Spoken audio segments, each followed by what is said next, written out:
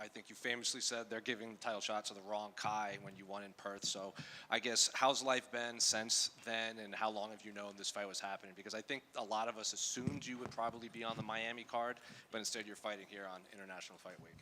Yeah, kia ora. Awesome to be back here in Las Vegas. I guess waiting patiently has paid off.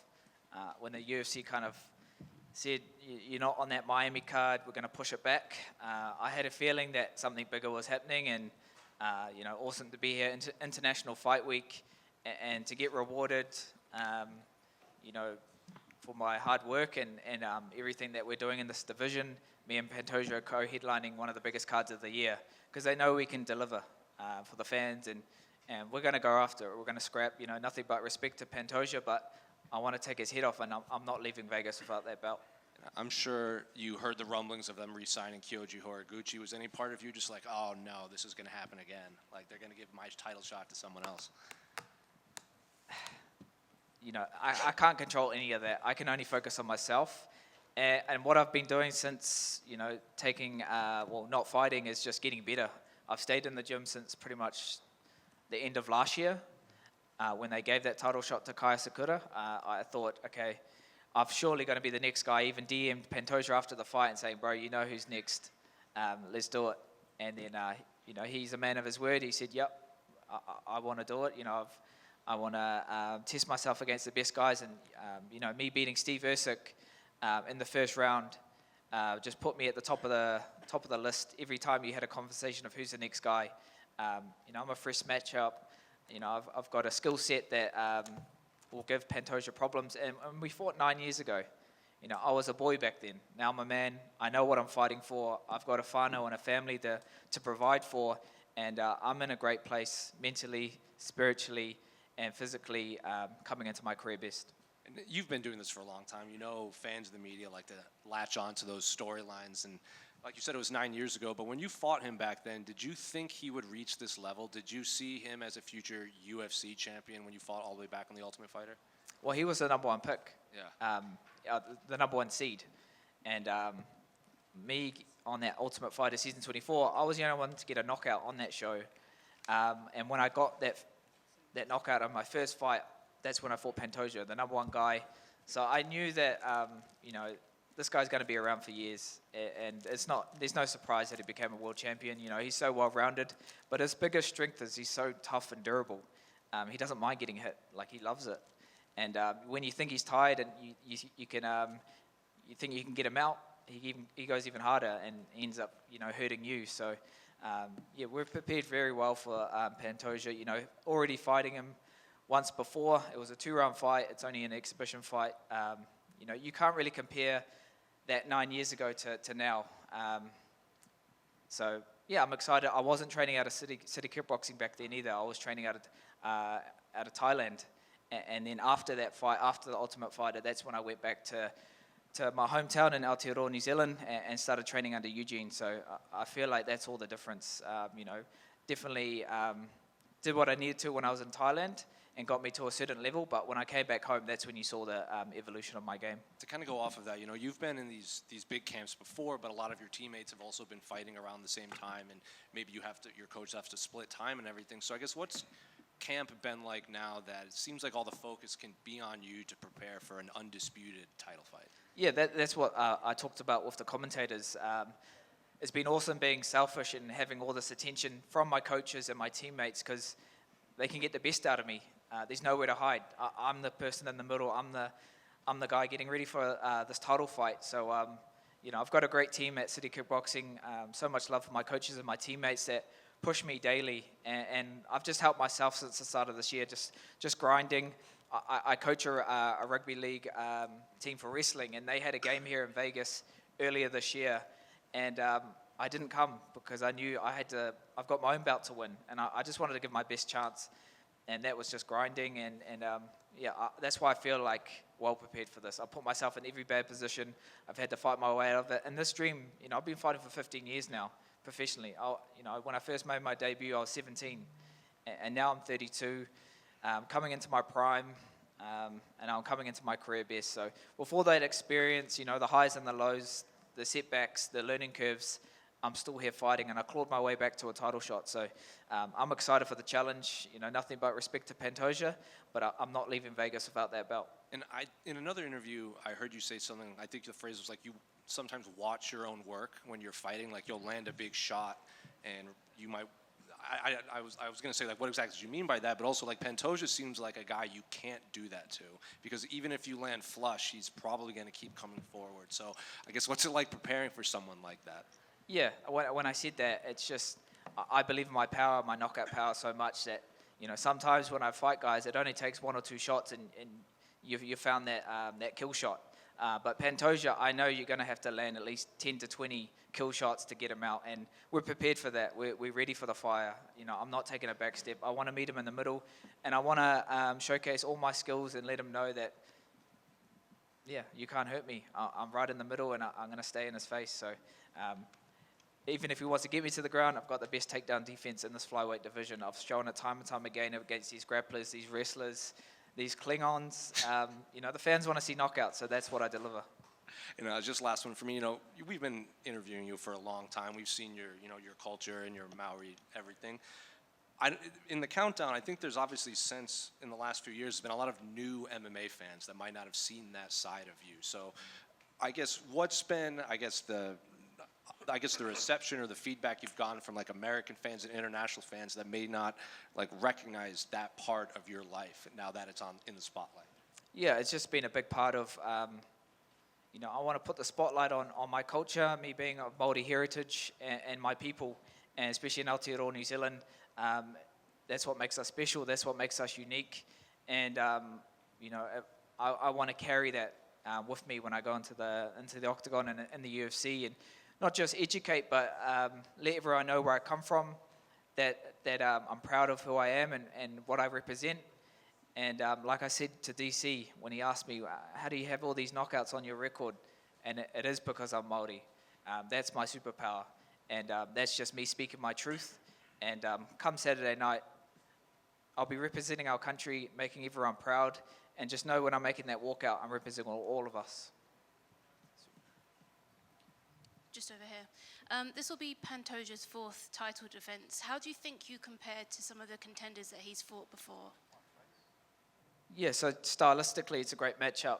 He's tough. He's going to come forward, and I think he's going to be stubborn, where he's going to strike. He's not just going to try and go for a takedown and get me to the ground. He's that kind of fighter. He's going to get even and I guess prove a point. And I love that about him.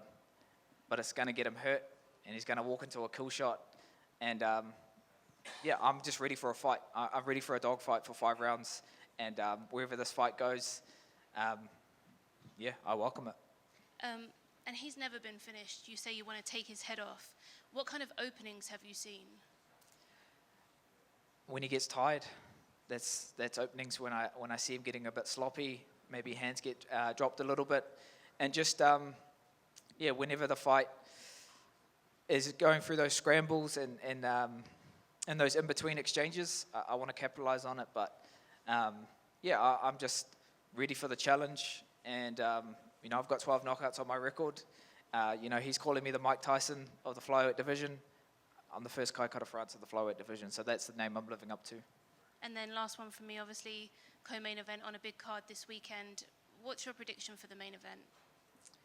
Yeah, awesome to be co-main. I guess setting the stage. I told Ilya last night when I saw him at the UFC PI, I said, hey bro, we'll set the party off and you guys can finish it. I love Charles Oliveira. He's the people's champ. But it's Brazil versus us.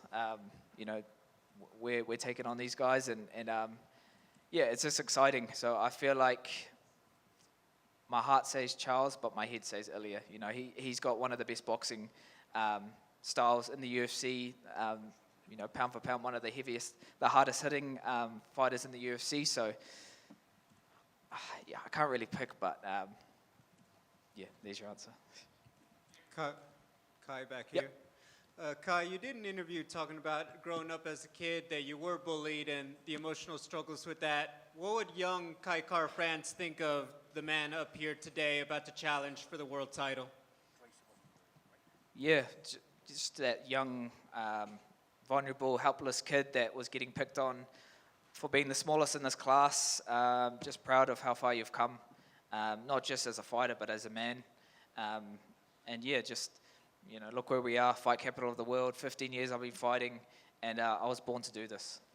So yeah, just proud to know that, if you are going through anything that's, adversity or struggling, it builds resilience, it builds character. And my whole fight career has been like that. I've had to fight for this, and it hasn't been smooth sailing. I've had to pick myself up time and time again, but I've always come back from losses. And here we are now, about to make history. So many things I've done in my career, but I haven't ticked this off being the first flyweight Māori world champion. So that's what I'll be doing Saturday night. Maybe not every young person will grow up to be a professional fighter at the highest level, but would you have any advice to any young person maybe going through it like you were once upon a time? Yeah, 100%. To our rangatahi, our young people that are navigating, challenges in their life, just figure out why you're doing something. And it doesn't even be fighting. It could be whatever passion that is. Figure out why you're doing it. And when things get tough and times get hard, you'll go back on that why, and that will pull you through. So yeah, figure out that why, and you'll have a clear path of where you want to be and where you want to go. Final question. Obviously a longtime teammate and friend of Israel Adesanya, going into the Hall of Fame for his war with Kelvin Gastelum. Can you go back? Do you remember what it was like as his friend and teammate watching that battle play out, and obviously went into the history books as one of the most epic middleweight fights of all time? Yeah, it's been awesome, seeing Izzy's career blossom and the legend that he is, one of the GOATs in the UFC and in the sport. Privileged and honored to be, a friend of his, and just see everything that goes into being a world champion. There's so much hard work that goes into it. So when he fought Gaslam, I remember watching it and just being proud. I knew that he wasn't walking away with. He wasn't leaving without that belt, and Kelvin Gaslam's a warrior in himself, and for those guys to just leave it in the ring and in the octagon and give the fans one of the best fights ever, it just cemented Izzy's legacy is one of the best, and just proud of him. Thank you. Kia ora kai, ke konei. Kia ora. Kia ora. First of all, mihi atu ki a koe. I feel like you're here at International Fight Week fighting for a title, and you haven't only brought yourself to compete, you've brought people like myself from New Zealand here with you, so nā mihi ki a koe mō tērā. There was a comment earlier about taha Māori and how you've showcased your culture on the world stage and educating somewhat fans on what that culture is to you. I just wanted to ask you though, as a Māori who has really amplified this camp, who he is and where he is from, how much that mana and kaha has really helped you in this fight camp for a title fight? Yeah, this fight's bigger than me. That's what I've channeled this whole camp. And when they asked, what do you want to do for the countdown?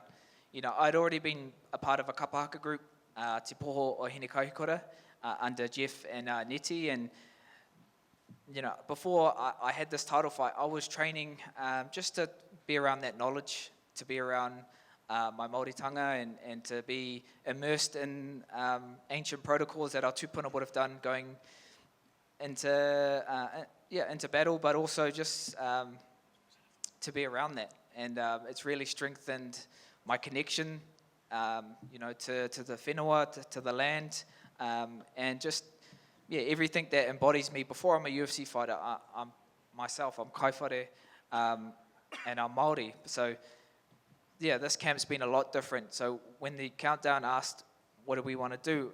I still retain that haka that we learned for Te Matatini with the ropu, and I said, this will be my Te Matatini stage, doing it in the cage. And to have all my ropu there, all the tāne, all the men beside me, just showing our culture on this world stage and giving us the spotlight and the platform to do it the right way and do it authentically. And it worked out perfectly. I had tears in my eyes after I did that first haka, because I knew my tupuna would be very proud of how far I've come, not just as a fighter, but as a tāne, as a man, and I'm proud of where I come from. So I wanted to showcase that for this fight, especially for being a world title, such a special moment. And it's been awesome to just feed off that Modi, that life source, and give it everything. And I'm just here, I can't be anyone but myself. And I'm not speaking to the world, I'm speaking to my people. And that's the only voice that I'm trying to reach. Because, it's important. It's important to be proud of where you come from and just be unapologetically Māori, and especially in the day and age that we're living in, especially in Aotearoa, with everything going on, there's no better time to stand on your mana and embrace it. Mauri ora, bro. Mauri ora. Kia ora kai. Tuatahi ake me mihi ki a koe. E noho nei hei kai whakakanohi i te iwi Māori i a Aotearoa. Ko tahi anake taku pātai ki a koe. Kua ara rānei te mata hi taua.